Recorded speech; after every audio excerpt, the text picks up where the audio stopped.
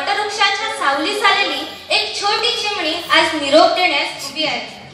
घेताना आज निरोप शाळेचा प्रश्न पडला हा सगळ्यांना, कशी विसरायची ही आई जिने दिले वळण आयुष्याला. प्रेमाच्या विटांनी बांधलेल्या भिंतीच्या त्या वर्गात शिक्षकांच्या मायेची प्रेमाची होती साथ. त्यांच्याच कठोरपणाच्या आधारावर झाले सर्वच गुणवान. प्रेम, बंधुता, माणुसकीची शिकवण तिची झाशी शिवबांची शिकवली थोरताजीने. उद्याच्या जगाला तोंड देण्यासाठी दिले आव्हान जिने. आज त्याच शाळेचा निरोप घेणार नाही करवती कल्पना आता इथे असलेल्या प्रत्येक विद्यार्थ्याची शरीरे जरी इथे असली तरी मने मात्र जुन्या स्मृतींना जागे करण्यात गुंग झाले. खरंच किती अविस्मरणीय होता हा प्रवास. या स्मृतिशाळेत 5व्या इयत्तेत माझ्यासारख्या मातीच्या गोळ्याचे आगमन झाले. या मातीच्या गोळ्याला कधी प्रेमाचा स्पर्श देऊन तर कधी शिक्षेरूपी दिव्यात तावून सुलाखून एका मूर्तीचं रूप दिलं ते येथील शिक्षकांनी. 5वी पासून जशी माझी शारीरिक उंची वाढली तशी मानसिक उंची देखील वाढली. माझ्या शिक्षकांनी फक्त विषयांशीच माझी मैत्री जमवली नाही तर जगात कसे वागायचे, कसे जगायचे हे देखील शिकवले. अवघ्या 6 वर्षात या सुरवंटाचे रूपांतर फुलपाखरात झाले. नवे जग, नव्या आशा, शोध घेण्याची जबर मनीषा. या शाळेने लावले वळण, त्यावर चढू यशाची चढण.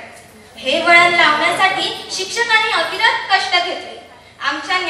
शिक्षकांनी आमच्या अज्ञानावर त्यांचा ज्ञानाचा, अनुभवाचा, संस्कृतीचा लेप दिला. मनाच्या कोऱ्या करकरीत पाटीवर समतेचे, ममतेचे धडे फिरवले आणि आज ती पाटी ज्ञानरत्नांनी शिगोशीत भरलेली आहे. प्रत्येक दगडातील देव शोधून त्यावर सद्विचारांचे घाव घातले आणि त्या दगडाला ज्याच्या त्याच्या गुणवैशिष्ट्याप्रमाणे देवाचे रूप दिले. या शाळेचे हे वर्ग म्हणजे नुसत्या 4 भिंती नाही तो. हे वर्ग साक्षात सरस्वतीचं मंदिर आहे. इथेच रोज प्रार्थना, राष्ट्रगीत आणि प्रतिज्ञा म्हणल्यामुळे श्रद्धा आणि देशभक्तीच्या भावना आमच्यात रुजवल्या गेल्या.